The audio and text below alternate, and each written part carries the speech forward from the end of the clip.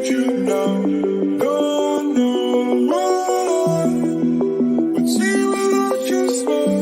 I don't know if I could be without your love. But I know that I'm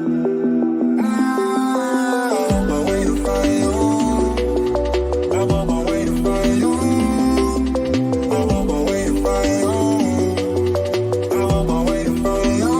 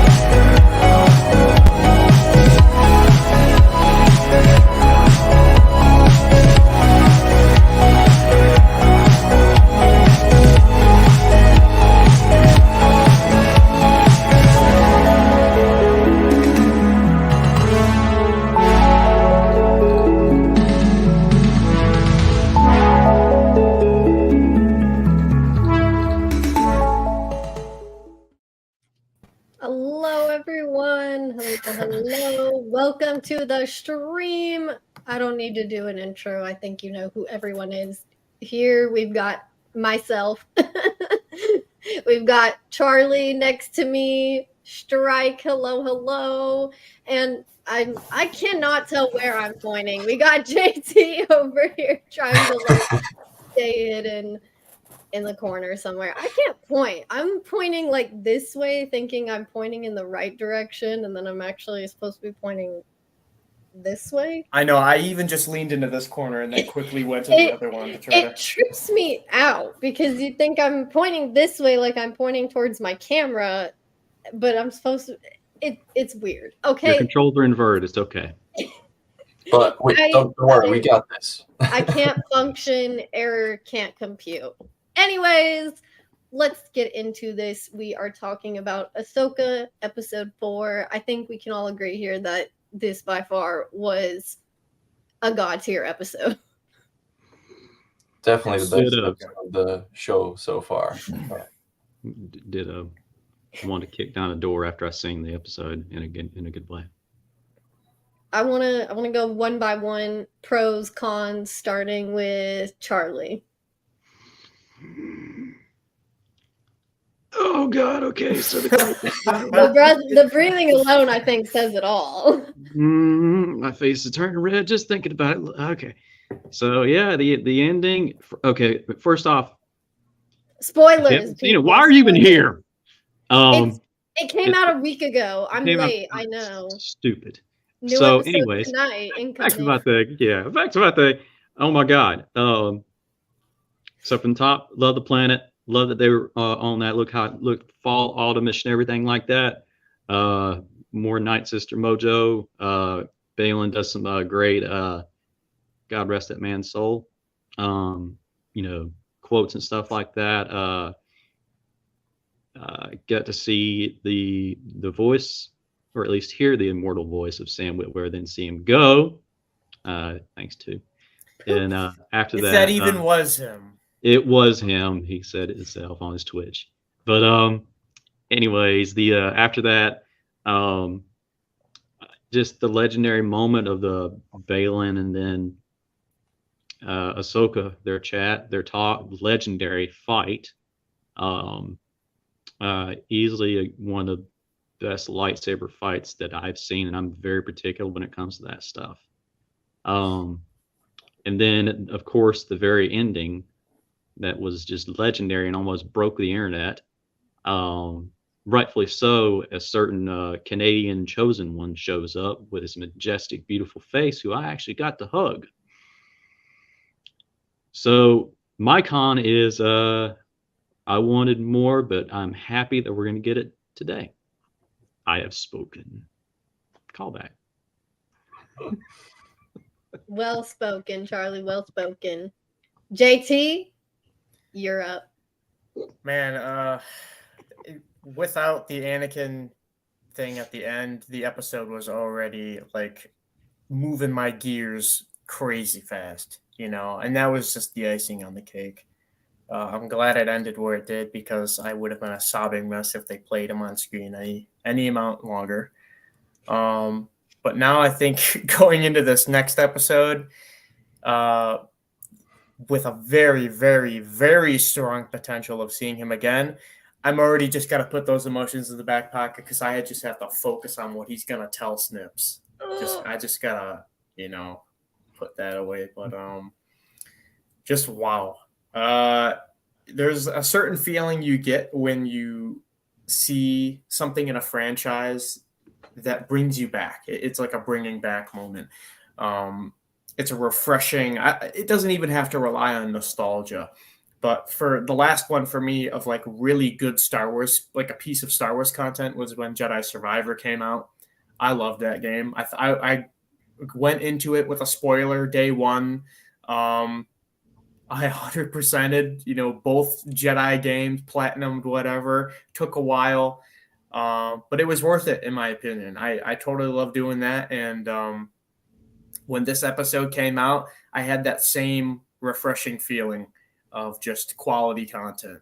Like I said, the whole episode was a banger before they even put that amazing piece at the end that nobody was expecting. So just yes, all around the board for that.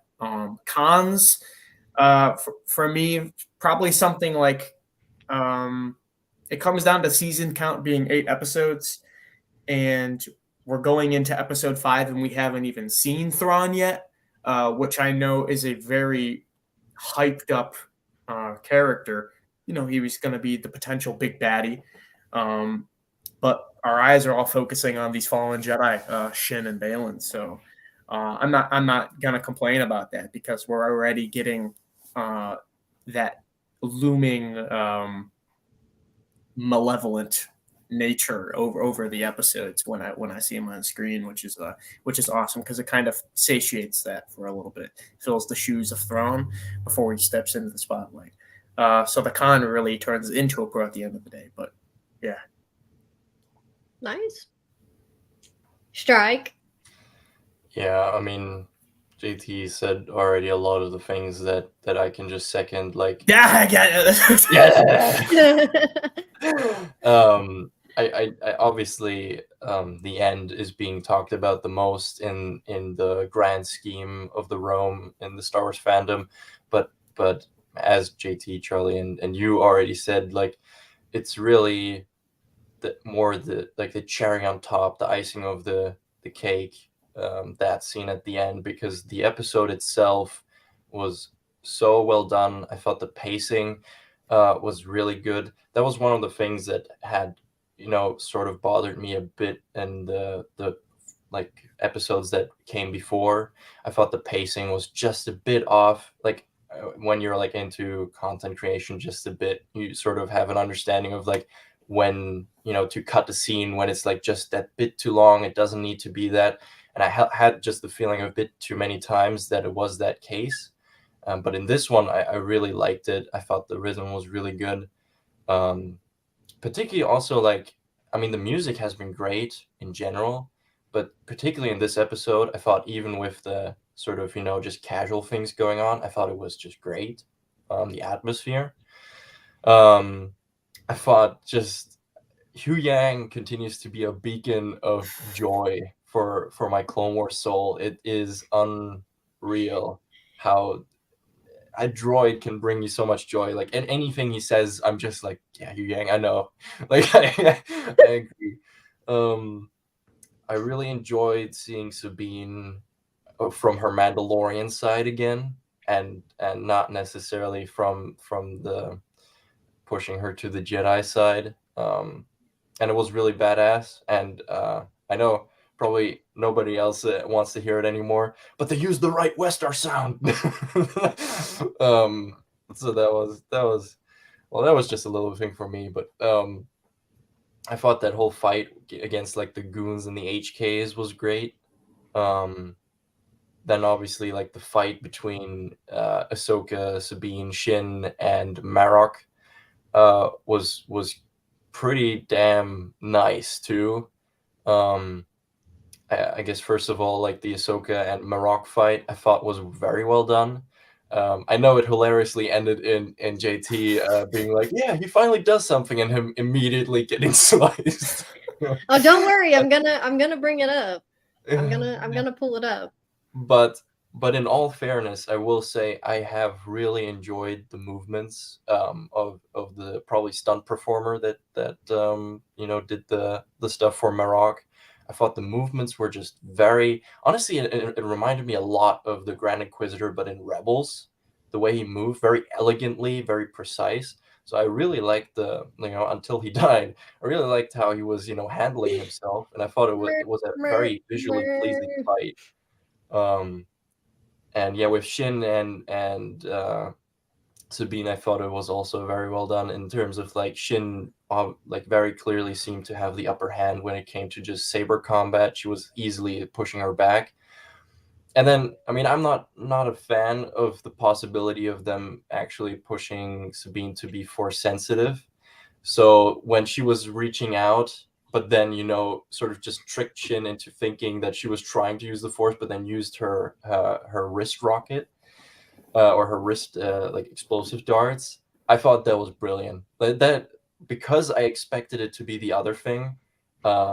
I enjoyed that scene probably so much more because of it, and I hope that's the whole reason why they're doing it, sort of to sweep back into like, well, she can be proud of being a Mandalorian. She doesn't need to be a Jedi. Like, she can handle a saber, but it doesn't need to be more than that.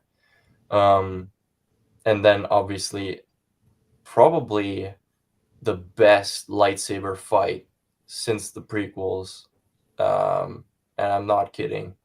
Balin and Ahsoka. I thoroughly enjoyed the techniques that were being used, particularly of Balin, and I'm talking mainly about Balin because Rosario has just overall done such a good job at you know portraying that Ahsoka fighting style. But really, what I really enjoyed about Balin and Ahsoka's fight was just the fact that you could tell both of them had a different style. And yes, it obviously wasn't, like as fast as in the prequels, but it doesn't need to be as fast. The thing that we as fans usually, were pointing out with things like, the trilogy that shall not be named is not necessarily even that it was slow, but it just looked like baseball bashing, like there was no form behind it. And this with Balin, you can clearly tell that he's being very precise with his movements, and it's varying from looking very slow to then just, doing the movements so smart that it's still fast and it's just very precise. So I thoroughly enjoyed that whole fight. Like also with the acrobatics that Rosario is doing there. Yeah, it was just really well done. And then the whole interaction with Sabine's, I guess, inner conflict with, she feels like she has that responsibility to find Ezra. She just needs to do that for him, but also the responsibility of not letting, the remnants of the Empire find Thrawn. And that is a really nice twist. I'm actually surprised, but I'm very happy they chose to do that, because at least in my mind, in Rebels, Sabine was like an edgy character in terms of being overpowered with all of the different skills she has and like what she can do. So I think it's actually a good choice to give her something that makes her not perfect, something that gives her an inner conflict.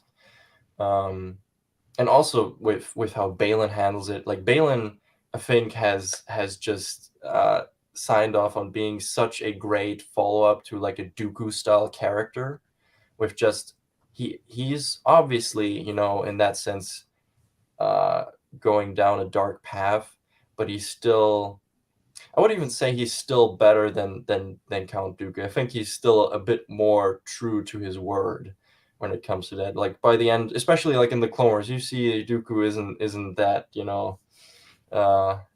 that high on holding his word anymore. But really enjoy that. And yeah, then the end obviously it was a surprise to be sure, but holy shit, it was a welcome one. Yeah, we'll see what's up with that, how that continues. The Vader theme at the end is very intriguing and probably hints to something not so great being shown to Ahsoka. Flashbacks.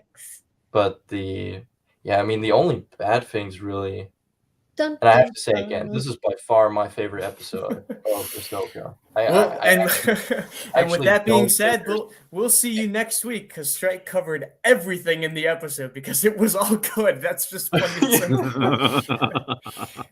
Plain and simple. But yeah, the only things that I would say that were maybe not perfect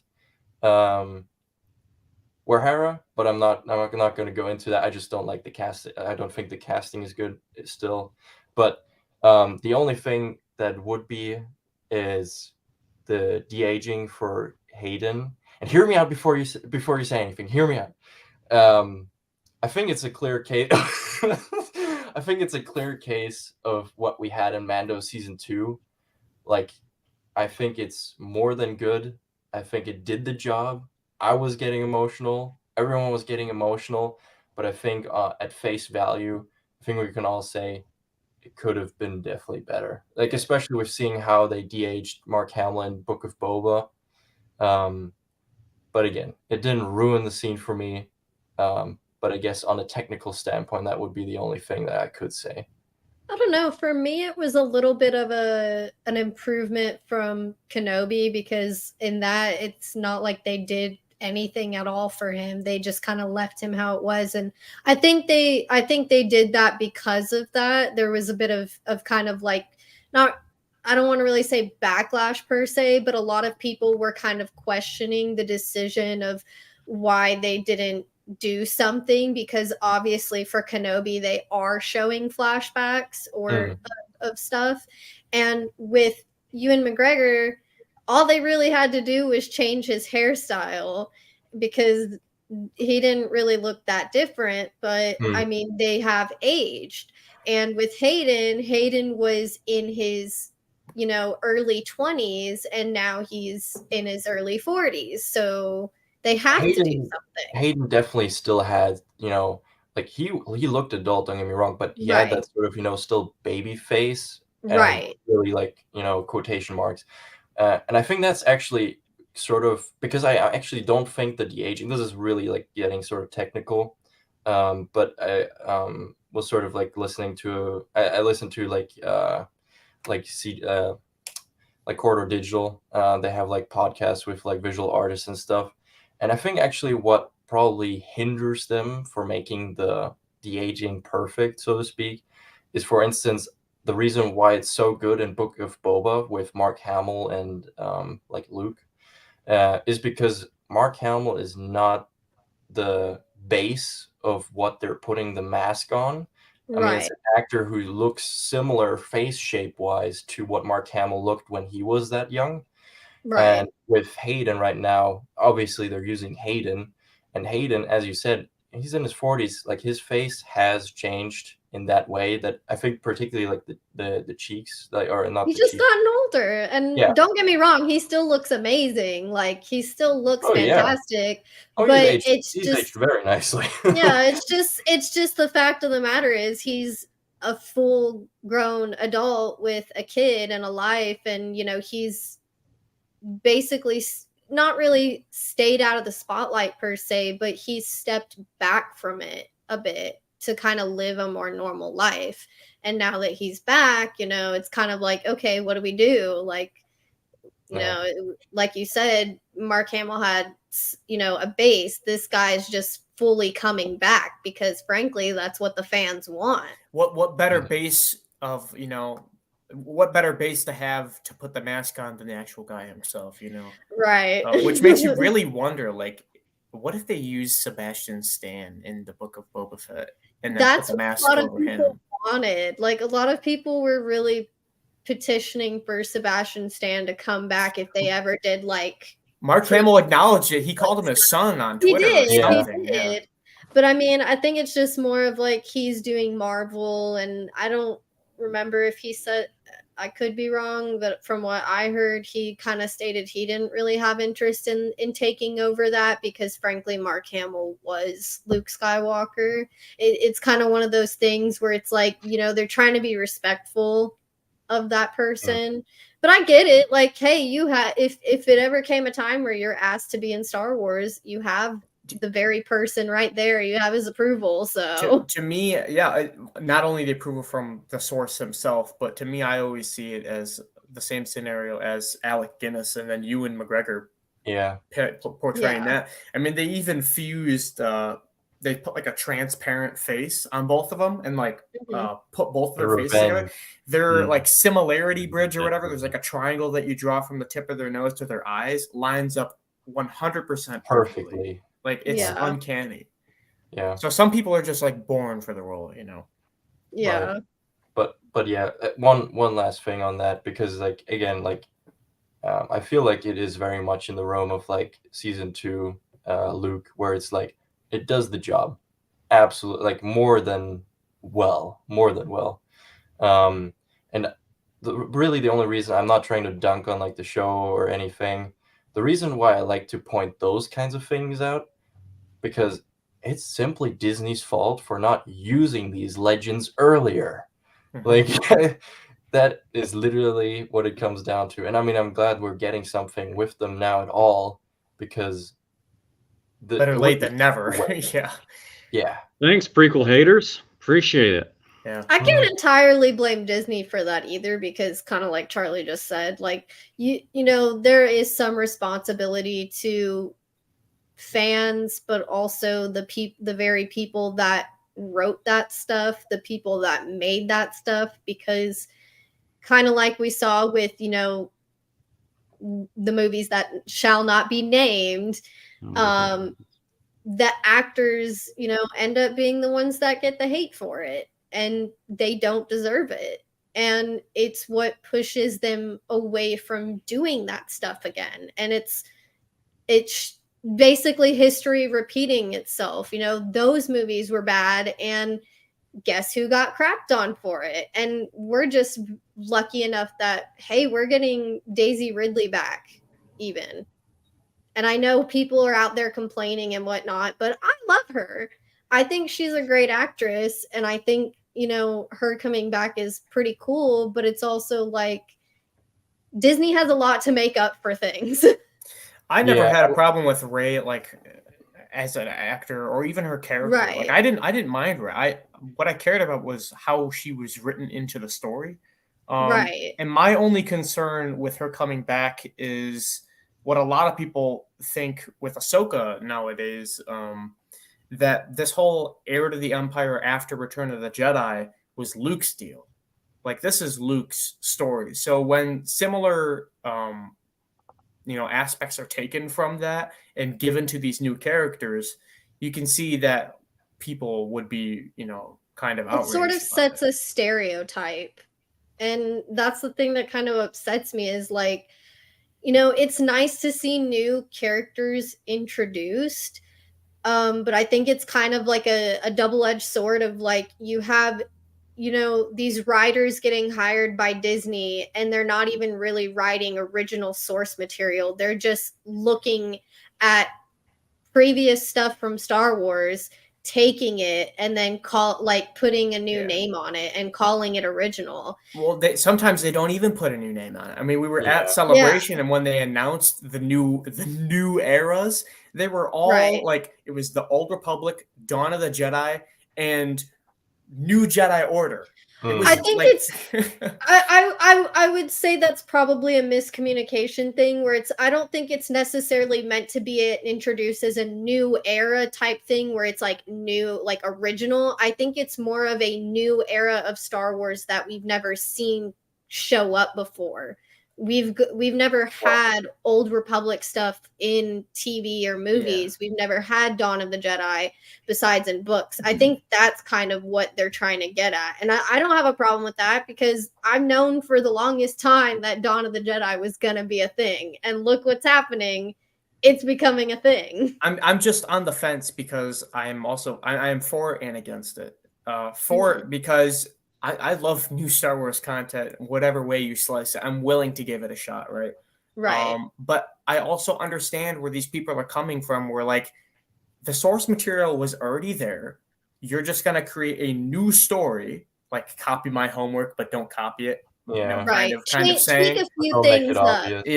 And then just completely just throw in, like, a new character or whatever, like, replace said character in that story. So some people hold these stories dear. I mean, to me, after Return of the Jedi, Heir to the Empire, Yu Zhang Vong, New Jedi Order, that's the trilogy in my headcanon that I would have wanted to see after Luke, redeemed Vader, redeemed Anakin. So to see it go into the Mandalorian, and then it gets messy because they try to fuse all of this stuff together. It doesn't necessarily all need to connect, like, right back to back. I think that's a bad thing that they're trying to focus on doing, because then it really puts them up against a brick wall. Because now with all these comic books and stuff that are coming out with the Vader issues and Ahsoka, they have to find a way to tie this to the sequels. And not a lot of people like the sequels. So that's just an inevitable bad direction that fans are predicting, rightfully so. And it's actually, it sort of goes back, but it also fits to this with, like, the fan interaction with that content, is that I honestly disagreed to the most extent that the treatment of the sequels was the same as the prequels. Simply, first of all, it's not George. The reason why the prequel haters were just out of line completely is you can't tell the creator of a franchise that he did it wrong. It's his franchise. He invented all of it. Anything he says goes. So Right. if you don't like it, walk away. You're not going to change his mind. He invented it. With He's Disney, George freaking Lucas. yeah, and with Disney, it's a different corporate entity. It is, for one, a corporate entity. They're not interested in making a good story. They're interested in a story that makes money, They're a which usually monopoly. leads the story to being shit. That's just how it goes. That's what And unfortunately finds us, having to strive to find said good story. That's like what I was saying. Like Yeah. that refreshing Star Wars that you get once in a while. That's that specific feeling. And right, it's a rare thing. It shouldn't be a rare Yeah. thing. I fully agree. But I also think that because a lot of the people, and I know I'm generalizing, I'm not just speaking for myself, but I know this as a fact just by interacting with a lot of people. And I mean, us, people that, like the prequels, grew up with the prequels, knew of this. And usually those people are also the ones that didn't like the sequels just because of the complete disregard for them and, things that conflicted and didn't make sense. So those people that criticized it usually were definitely not the ones that were bashing the actors. I feel like that actually has been quite good, that people usually concentrate their criticism towards Disney and Lucasfilm directly and at the directors, the writers, like the people that actually make the story. So I do think when people are saying like, oh, it's just happening again, isn't just not true. It's just not true because prequel fans just know this and don't act that way. I don't know. It's my take. And I'm, and to piggyback off that, the whole growing up with the prequels, so you like the prequels. It's whatever the new thing is. The previous is the good thing, right? When the OT came out, everyone hated the new prequels. When the sequels came out, everyone hated the new sequels, loved the prequels. Like they realized that passion. It's always going to be the immediate new, because that's just how media works. There's a lot of crybabies. Star Wars is one of those fan bases where it gets so opinionated and messy because everyone's head canon. It strays from actual canon. And I'm fine with whatever Star Wars, comes out. I gave the sequels a shot. Like you just got to question it. Like why did they want to go that way? Why did Disney want to go that way?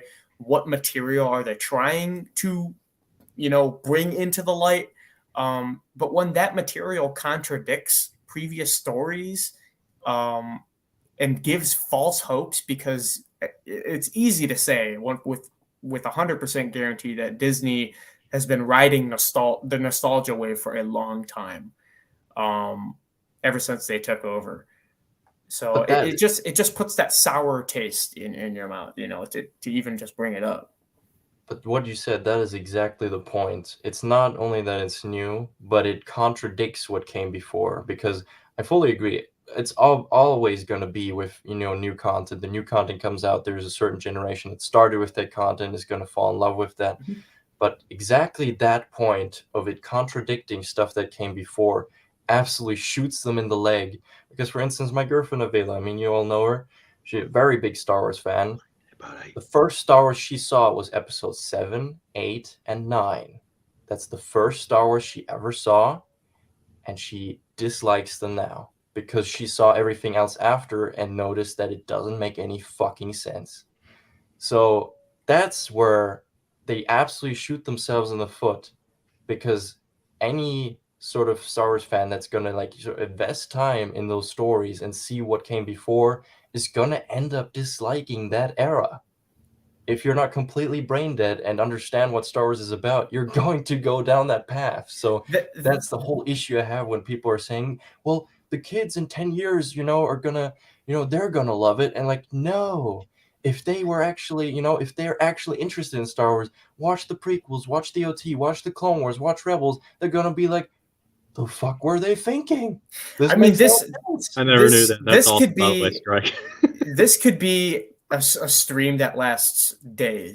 Yeah. This is a very, very deep rabbit hole. To try to veer it back onto Ahsoka, Yes. that blame also gets put Thank you. towards the I don't writers. mind this, but it is Um, interesting to hear this because I do kind of like. Oh, I agree with 100% I kind of what you like guys getting are the saying. opinions of that because it's like, okay, so now that it kind of, because I guess it kind of does tie in a little bit to Ahsoka. Now that they're kind of, getting to this show, this is Dave Filoni's baby. That's what So- I was just gonna and say, that hate gets translated towards This the is directors this is actually pre-show. why I have respect towards certain like people in the industry like Dave Filoni, Jon Favreau, Ryan Reynolds, even because these are people that or even Henry, is it Cavill? I'm sorry, Henry. Cavill. Yeah, Superman.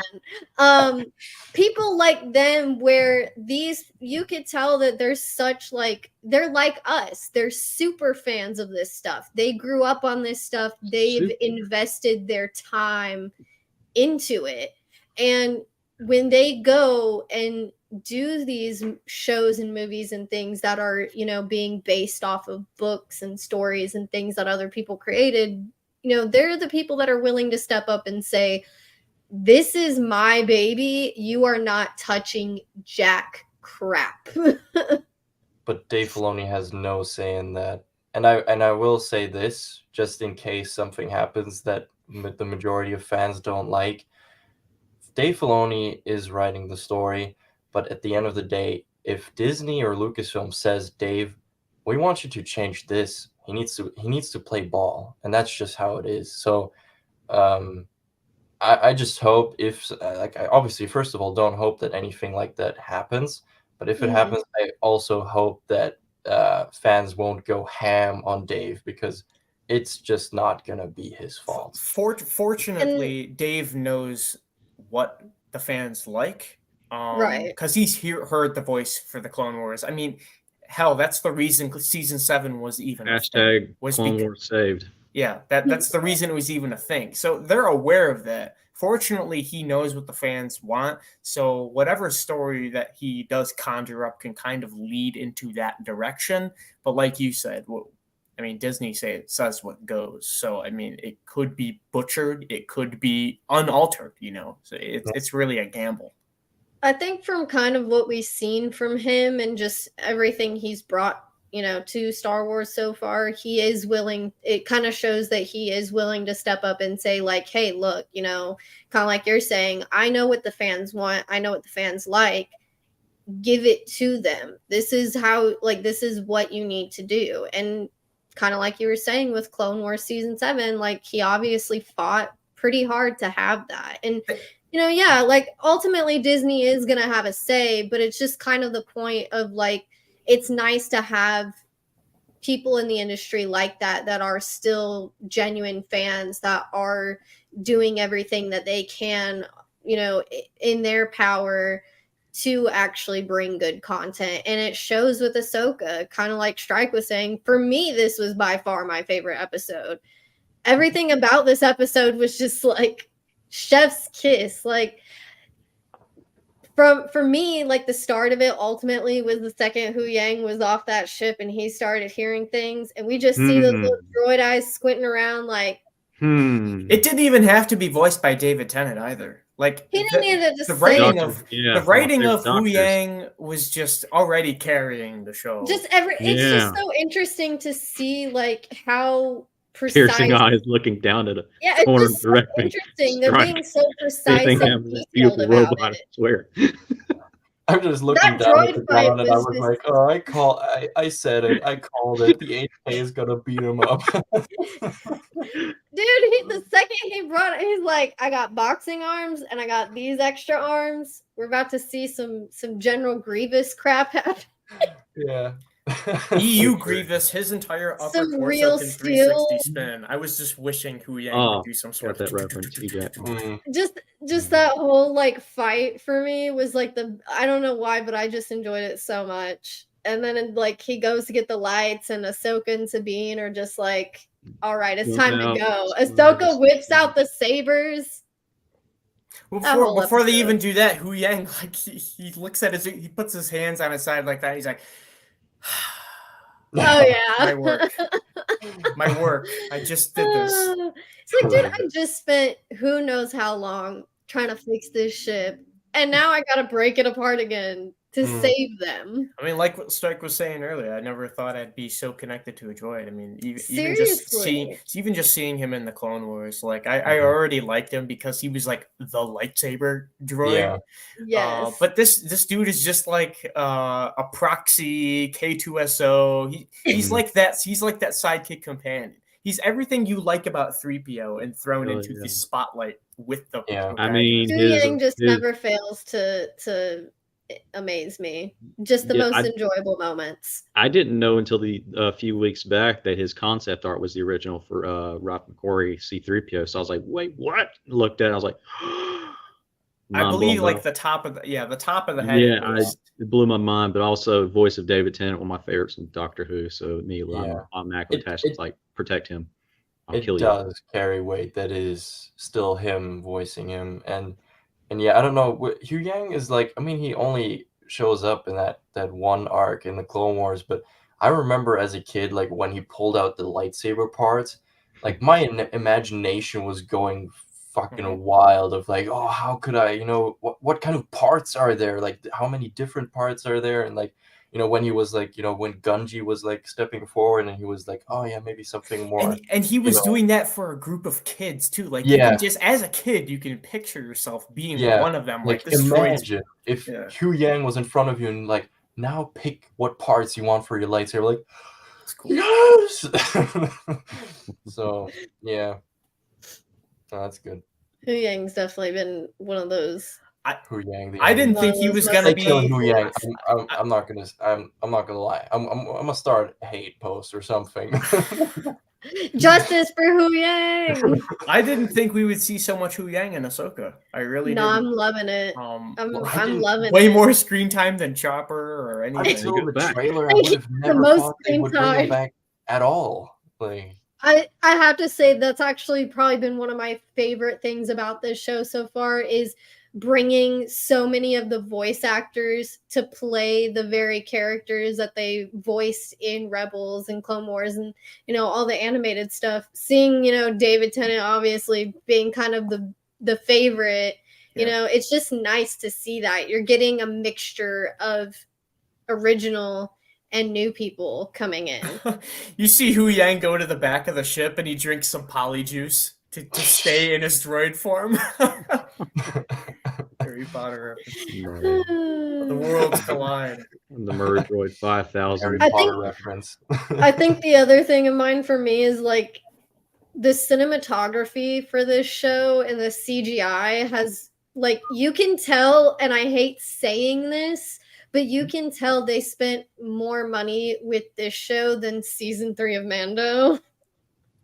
It's beautiful. Yeah. But that's not necessarily like a complaint. See, I feel like with season 3 of Mando, it was just kind of very like a little unplanned and so many different things that happened that just kind of like not really ruined the show for me, but kind of hurt the show a little bit. But with this show, I was kind of telling Charlie beforehand too, like with this episode specifically, my only like nitpicky thing about it was just the runtime. I wish the episodes were longer because when I watched this episode, I felt like I was watching a movie. Like that's what it felt like. It could have been a movie. That just comes down to the writing. It's good when you're left wanting more. Right. And also, I mean, if it was, I honestly disagree with when it's like the complaint. Like I understand the complaint of wanting more, but at the same time, if you're asking for more, then they're going to give you like episodes 1 and 2 where it's like an hour of Sabine just sitting at a table and honestly, also, I'd rather see a 30 minutes episode than seeing that. Like it's just not essential. Ditto. And also, would you rather cut it off there and have like just a little bit of Hayden Christensen, or you want a whole freaking episode? No, I'm not trying to say it in a bad way. I'm just saying like that's how much I enjoyed the episode. Mm-hmm. Is like I was enjoying the entire thing throughout, just thinking like, holy crap, these scenes are so beautifully shot and just the CGI just never failed. The the fight scenes were probably like my favorite thing ever, because it was just like the complete silence and build up to everything. And it was like they weren't trying to rush anything. They were taking their time. Obviously, they knew they had to do something, but it was, you know, Ahsoka and Sabine, they're studying their enemy when they're doing this. And they obviously had fought against them before. So now they kind of have a better idea of like, okay, this is how I need to fight them. And kind of like y'all were saying. I think you see that mainly in the episode with Balin and Ahsoka. The kind of predictive nature where it's very Japanese. I mean, you like on CTOS, those red trees are even like cherry blossom trees with like the leaves falling down. Nope. They're just waiting, to strike. I loved it. And Straight that up comes a Kira down. That Kurosawa comes in down to both of their characters. It goes to that complaint people were having, where like, oh, this is not like these lightsaber fights aren't cool. They're slow and nothing's happening. It's not like the prequels. Well, of course it's not like the prequels. It's completely different thing from the prequels. You have to understand what characters are fighting. When you have Ahsoka, who was a Clone Wars, teenager, grew up her whole life was that stuff, and now she's this mature, Jedi. She's an adult, She's able to actually break down scenarios to actually save her life. And Balin, like Strike was saying earlier, very Dooku-esque. Kind of even mind reads Sabine. Like he does one of these. He does. That's right, Ezra. I'm your only gateway to saving her, or him. Him, or your any chance of you seeing him. I should say. So it's more so a mind game of those little subtle movements before you actually come in for a strike. That's like I said, it's patience. It's patience, yeah. And it's also a really nice callback to what Palpatine was very likely doing with Anakin, like reading Anakin's mind and using his fears against him. I mean, that is a thing that is essentially a skill that you develop when you become a Sith or a more dark side user, because it's Jedi are not necessarily supposed to read people's minds like that. Wait a minute, are we saying Palpatine's a Sith? No, that can't be. Oh, no, he's a great guy. That's too crazy, man. Come on. He's an amazing person. Look, he trained me, bro. He trained me. I will have you know, I have mastered the ways. I will also say on that note too, what I thought was just, first of all, I have to say it again. I just love Balin and Shin as characters. I think they're so good. Like they look badass. The way they're acting, I just love it. But also like Balin's like small talk first with Ahsoka, with him like, Anakin spoke highly of you, and sort of that whole conversation. Like it's like, yes, games. It was interesting to me too. Another thing that I kind of like noticed was actually in the fluctuation when he spoke. He was almost trying to mimic how Kenobi sounded a little bit. Like when you could hear him talking, he kind of fluctuated his voice, kind of like you were saying, he spoke highly of you or whatever. Very much reminded me so of like the way Alec Guinness spoke as Kenobi. I think whatever he's doing is definitely breaking down the situation to try to stall and see what the character in front of him is thinking, because he doesn't want to have to fight. He's playing guard dog right now. He's got to protect the key. So if you can just talk Ahsoka out of not igniting her lightsaber, she ignited it first, by the way. She was the one that ignited, and then she said, "I'm not here to talk. I'm here to fight." Then Balin was like, he sighed, and then he's like, "It was inevitable. We got to do this." So I mean, I seen both light and dark side abilities from Balin, and being a fallen Jedi, that's very feasible to see that. So like that whole mind reading manipulation thing, totally dark side.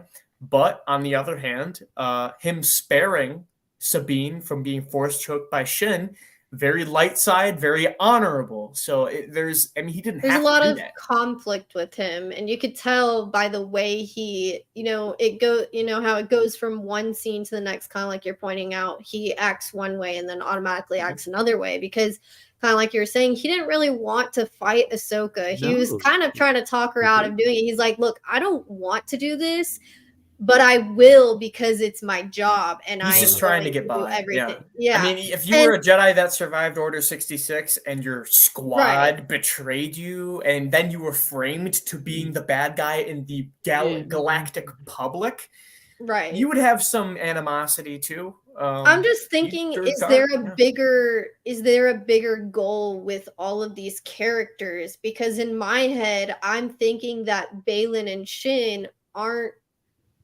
actually. I'm almost Well, getting Balin already kind of said he wants power. well, Yeah. when I'm thinking of it, I'm getting very much callbacks, and I'm really not trying to bring up her, but I swear to God, this is just a very like interesting thing. But it reminds me of my favorite character, Mara Jade.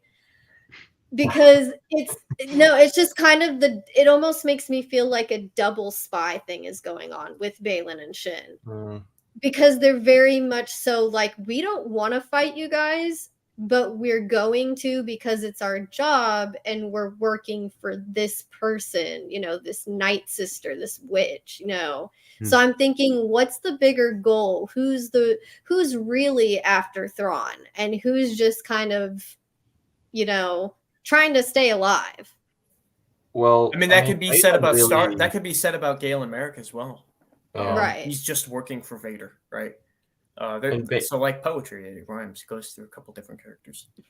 in Balin's case, I honestly get more of the vibe also by his responses to certain people saying something. Like usually his interactions with Morgan Elsbeth of, like when he's saying like when she's like, yeah, well then you'll have to kill Ahsoka, and he's like, shame. Or like what a shame, and she's like, feeling sentimental, and like he's just responding with like, no, like truth. Like it is genuinely just rare for Jedi to have survived. So, and also with the other thing of like when she's like, have a look, like he's like witchcraft, and she's like, Lord Balin, have faith, and he's just sort of like, I lost faith a long time ago. It really gives me the vibe of a very damaged individual from the Clone Wars. I think whatever happens, we might not ever know, but I think alongside a lot of other Jedi that would have survived, I think being betrayed by the troops that literally, swore their allegiance and their like just support to you and their loyalty suddenly betray you out of nowhere, that and basically leave you without your family, without the place that you called home. I think that's why a lot of those surviving Jedi ended up not being so all right mentally. Even Yeah. even throughout the fall of the Empire, through the New Republic, the galactic vision still was that Jedi are still the bad guys. They were the ones that caused the downfall of the Republic and birthed the Empire in the first place. So even after the big bad illuminating light is gone, there's still that, okay, Jedi are bad.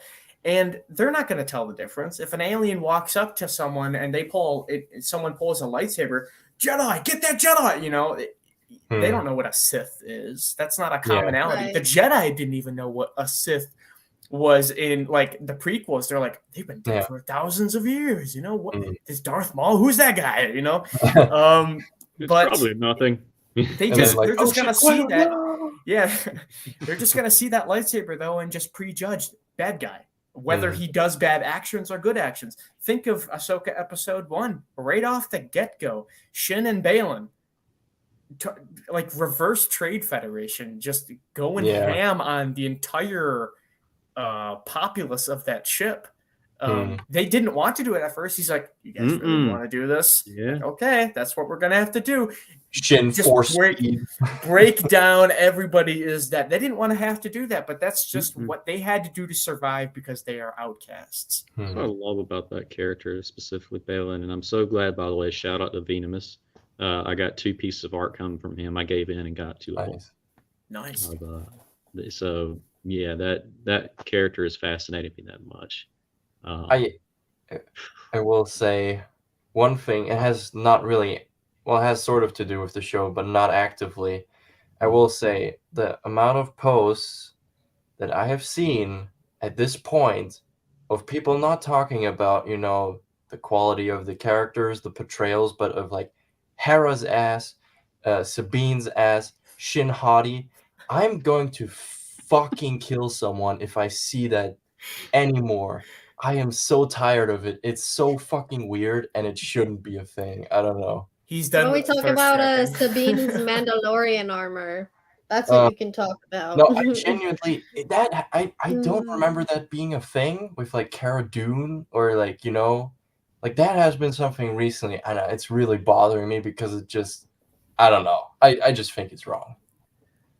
I just Like, agree with your original statement with like that Hera is definitely not the best casting for that character. She's a Morgan, or was it what's her Forgive name? me if I'm wrong. Elizabeth Winstead. She's a tall woman to play Hera. Tall. and Hera Well, is forgive me.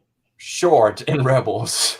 Well, so I'm sorry. I only remember seeing her appear. Like I remember her in Bad Batch. That's why I'm bringing this up. But didn't Hera have like a French accent too in the show? Well, so the thing Uh, with Hera is she doesn't have a French accent in Rebels, Okay. but Okay. anytime she speaks to her family on Ryloth, she like goes back into the French accent.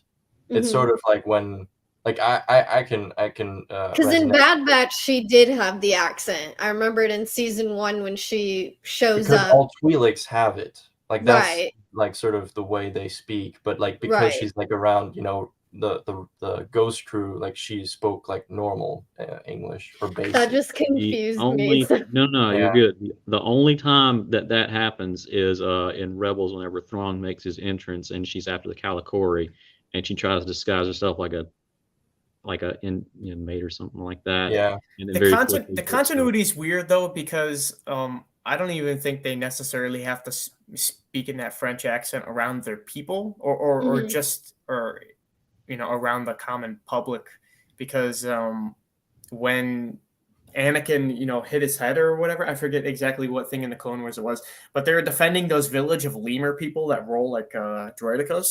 Ayla was fighting there too, and I think she was speaking in a French accent around them. But I also could have remembered that maybe she was speaking in No, like she an does. English, Yeah. an No. English Yeah. accent in Ayla another has episode French too. accent. So the consistency is very that's continuity. I what's should say, it's kind of throwing me weird. off is like that's what was throwing me off too is because I'm like I don't sitting there think like, so. okay, which one makes more sense?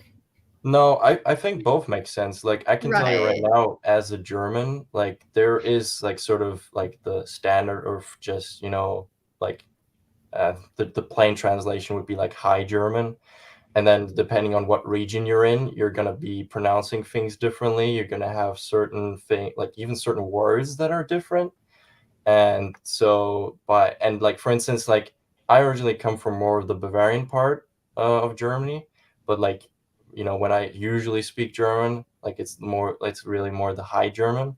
But when I speak to like my grandma and she speaks like very sort of like Bavarian-esque, I snap back into that mindset of pronouncing things that way. So I don't think it doesn't make sense at all. But there I also know people that come from Bavaria and have lived there all their life and never switch back. It doesn't matter where they are. So I don't think it contradicts that. It might just be because Hera left the planet when she was like that young. Because I mean, they fled. Right. Yeah, you never see Ahsoka speak in any accent, but some Togrutas have some sort of like like a little bit of dialect going on. Yeah, but I mean, Ahsoka Yeah. was taken away from her family when she was a baby. So Yeah. it gets this small. the damn German saying. Oh, that makes sense. I got it. Balin, though, for sure, is definitely filling the shoes of Thrawn for Yeah. now. I do want to see. I don't want it to be like Mando season 3, like Moff Gideon's the big baddie of the whole series. He comes back in the last 2 episodes in the end of the final season, just Well, to get that's- blown up. Isn't he only listed for 2 episodes? But I had but I if didn't look into that. I didn't. But if that is the truth, I didn't hear it. I don't know. But Lainey, if that is the truth, then I would expect them to maybe set up Thrawn for like the movie that's coming out. Yeah. That's You know? that's what my theory kind of has been of like, okay, there's been the whole rumors of they're gonna like probably end Mandalorian and then kind of continue on to Ahsoka, and then that's gonna lead into this whole huge movie, whatever. I don't know. I feel like they're kind of marveling it, where it's like, okay, we're getting kind of a not really multiverse per se, but kind of like y'all were pointing out early on, where it's like they're connecting, they're trying to connect everything together. It I'm gets not messy really- too, because that world between worlds is a Yeah. very vague subject that the Right. fans just plain and simple. The fans don't know what the hell's going on because it's Right. physical and spiritual, and no one can decipher which at the time means what exactly. Right. Yeah.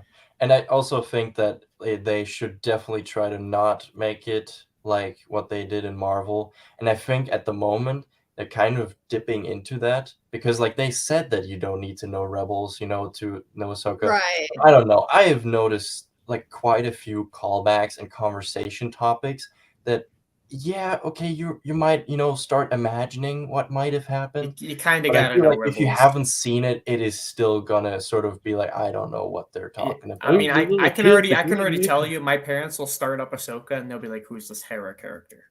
I Well, can already tell right. you. Yeah, exactly. So I don't know. I felt like in Mando they did a very good job of keeping the story concise for casual fans that just, sort of dipped in maybe even for the first time, but still had those aspects of it that, were enjoyable and were rewarding really for the more knowledgeable fans that have been along further. And I hope I they mean- sort of dial that in again. Yeah, I do hope they do. The only difference is that, with Mandalorian, all of these characters are, original characters coming. Like, this is a brand new, clean slate for Star Wars versus kind of like y'all are saying, this is already established characters that have been around. We know them, we've seen them. They have a whole story dedicated to them kind of thing, and you kind of if you haven't seen that yet, then you probably need to, or you might not get stuff. I think that's what makes Balin and Shin so investing for me, being so new of characters, because they've already accomplished so much. Yeah. Right. I mean, it's that callback to when we did our live and we're watching Ahsoka fight Marak, and I'm just like, wow. Since the Grand Inquisitor and Inquisitor's actually going to accomplish something, he's like stopping Ahsoka from getting to the key. This is crazy. Not even a millisecond after I say that, he gets sliced across the chest and shrinks. Everybody's theories online. It's Starkiller. It's Barriss Offee. It's Ezra. Just stop. I didn't even want to jump aboard that train because I knew it was going to be nuts. The great thing about that, hang on, is Sam Witwer's voice, but also from my personal thing as well, I got to see something beautiful because I got to see a Akira Kurosawa reference and how it was a one-shot, one-hit kill whenever Ahsoka adjusts the blade. That is straight out of Seven Samurai, and I loved that. Yeah, Carry they on, use right? that Or- very like a gallon of blood. I'm gonna be honest too. I'm gonna be honest. That was actually probably one of my favorite shots, like of that beautiful. like scene. I actually like paused it kind of perfectly earlier, where it was right after she came from like it was right after she had done the slice, and her face was just like aggressive, and she was like straightforward. "Ah." Yeah, Hold she the was blade, just like yes. yeah, and then I paused love- it again Yeah, I right love as he starts falling over and turning into the smoke, and I was like, this is just a really clean sequence of shots right here Beautiful. that they just filmed. Like, who are your camera Marak- people over here? Marak wants to use some intimidating like frog pose, and then he gets up into like a mall. Like, come on, come and get some. And then Ahsoka's like, "Oh, you got tricks, do you?" And then she does an Attack of the Clones Anakin Ooh. pose. Hold on. We gotta recreate this. We gotta. Oh god, this is too long. We gotta Just go. don't cut yourself Don't kill the webcam. I can't even twirl it. It's too long. I can't. I don't have room to even twirl it. Strike Like, you killer. know, As JT was saying, was the like the winner. Marok theories were getting way too crazy. So and I love the fan edits somebody made out there with like Filoni holding the the sign with your Marok theory sucks. It's good. I almost was hoping that was a real sign. I was hoping to. Honestly, I would have given Filoni so many props for just posting that. That would have been That would 10 out have of been 10. funny. Oh my god. But actually, Overall, I it will was a also great say episode. real quickly. Of course. Amazing. Like I think that honestly, it's also a good thing that Marok ended the way he did, because that's also okay. You know, a new character can be the character. Like a character just serves this particular purpose, and then it's done. It Right. doesn't need to be a cameo. Yeah. Obviously, Sam It doesn't Witwer need to voiced- be like a new main character every Right. That's No, why the yeah. whole. Show. That's why the out of all of them, the one calling him Starkiller really hit the most, because this is going back to what I was saying earlier. Like this material already exists in its own plane. Yeah. Just leave it. You don't And need it to means change it. You don't something need to to take people something the from way it. it is. It's good. Yeah, it's good. Yeah, It I It's a agree. great episode. I was I in comparison and light to something like Balin and Shin, so cool and already have accomplished so much. I'm just immediately invested. But something like Marok, like already knowing about the Inquisitors, I just sighed. I just genuinely sighed. Your fate has already been sealed. coming And I don't soon. want that. Their armor looks super dope, you know. And I feel like complain about the Inquisitors so much, but I I like don't the know. shots of him. Like I thought the shots, like anytime They they did do good. like the back shots of him, kind of, or like the side angle shots of like Yeah. his like face, like the helmet, shield, I can whatever, only and then imagine just what his that stuff's like outfit, while trying to all film a blacked fight. out, just getting ready, like let's do this. And kind of like I was telling Charlie, like and stuff before, it for me, Marat kind of like for some reason I very much got like Tron vibes from him, like just callbacks to Tron, just the way he looked, the way he just didn't really say anything ever, and then when he did, it was very Blue. robotic, very like, okay, this is really giving me Tron vibes here. His lightsaber hilt even had a disc, so he could have just thrown it. Exactly, and he boomeranged that crap. Yeah. Unfortunately, So- when he did throw it, he also ran away to the ship after fighting Ahsoka, so It's like, yeet, not really goodbye. redeeming, yeah. He doesn't know the job. Hat trick. Anyways, Deep reference. it's been over an hour. I gotta get ready to go because I gotta head out. My Madre's Yeah. birthday's Yeah. tomorrow. Whoop whoop. Get Right to on. go see her after work. Overall, I give this episode, I'm gonna be honest, I'm gonna give it a solid 10 out of 10. That episode was pretty damn freaking good. So, what you guys think? I'd say I'm- I would say a 9, or to a 9.5. But then they threw Anakin. That just immediately graced it. That was that piece Is of the that puzzle little just- half point going up to a 10? Oh, and you know what? I say Disney, you've been riding on nostalgia, but something about Hayden Christensen in the flesh talking to Ahsoka in the flesh and saying Hey, snips. Snip. That one just cut deep. I got It did. teary-eyed. So yeah. Refreshing. Charlie, strike. Strike first. Strike. That was a Cobra Kai reference. Strike, damn, you messed up. Okay, go ahead, man. Right. Come on, I even Exactly. changed the colors today to red. I wanted it to be like Sith colors, so I put red. Yeah. I don't. So I wouldn't give it like a final rating overall because who knows? The next episode has potential to Are you rating all the episodes blow my together? brains even more. But as of like sort of just emotional current rating, I'll definitely just solid 9. Absolutely, like as I said, it's by far my favorite episode of the show, and honestly, an episode that I have enjoyed thoroughly and more than anything, without having any second thoughts since Mando season 2. the finale. And I say that truthfully. And with all the hurt feelings that I still have from Book of Boba, I Like your truthfully favorite character enjoyed. too. I honestly just enjoyed this episode just That's for that- what it is. Even like what you just said, Lainey, that Strike's favorite character is Boba Fett, but he knows how Boba Fett should act and look, and I can That was agree with not him. how Boba Fett should have been treated, man. He got done dirty. He definitely did And you get know, done dirty. It doesn't Justice help for when Tamora him. Morrison himself says that he had problems with it. Yeah. That makes it even worse. Yeah. Let's not. Charlie. Yeah, don't open up that can of worms. Yeah, let's not. Charlie, I how do gotcha. you feel? As my hombres and friends and everything other know, I hate rating things. I hate it. If I like it, I like it. If I don't like it, I don't like it. But this, if you get this, if there was a scouter on my eye, it would explode, rip it off, and yell, "It's over 9,000." Or I could just say, the metachlorian count is over 20,000. Not even Master Yoda has a metachlorian count that high. It's the highest we've ever seen. So he's giving this rating a 20,000. Well, and I will also say this into the ether if it ever gets out there. Thank you, Hayden. Hayden Christensen, if you're watching this, thank you. I love you. He's watching right now.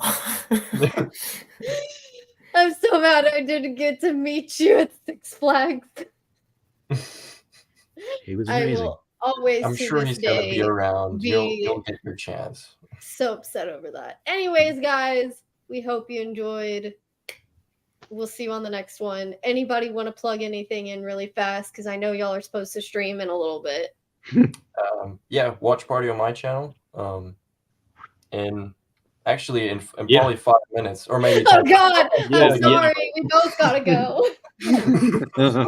It butts up right next to the other one. That's nice.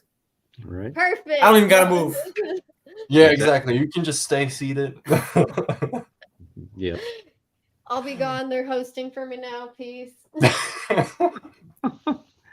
Yep. The only thing I got is it's been rendered, but my my lightsaber fight with my buddy Shane is finally getting done, and it should be finally released within this weekend. We beat the crap out of each other on a beach at South Carolina. That is the beach one. Okay, yeah, you were showing me some clips of that. Yeah. Stay tuned. I don't know anything. I'm clearly. hyped. Thank you. And finally, JT, anything you gotta plug in? Just my Instagram, I guess. JT Lovecraft spelled right here. Check it out. Do whatever. See, I'm so glad I put the bubbles in red. I feel like it accentuates your names. Makes it look so nice. Yeah, JT, your room looks just dark red and stuff. It's perfect. I'll go in a fetal. I'll be facing that corner, and I'll just go start whispering and rocking. Oh no! Oh no! Don't do the old Republic. Witchcraft. What have you done to me? All right, guys, we're gonna call it here so Strike can get ready for his. I hope everyone enjoyed, and we will see you all on the next one. I'm probably gonna have to move things around now from scheduling purposes. Do it. But we will see you all on the next one. Bye, everyone. Stay awesome. Have a good one.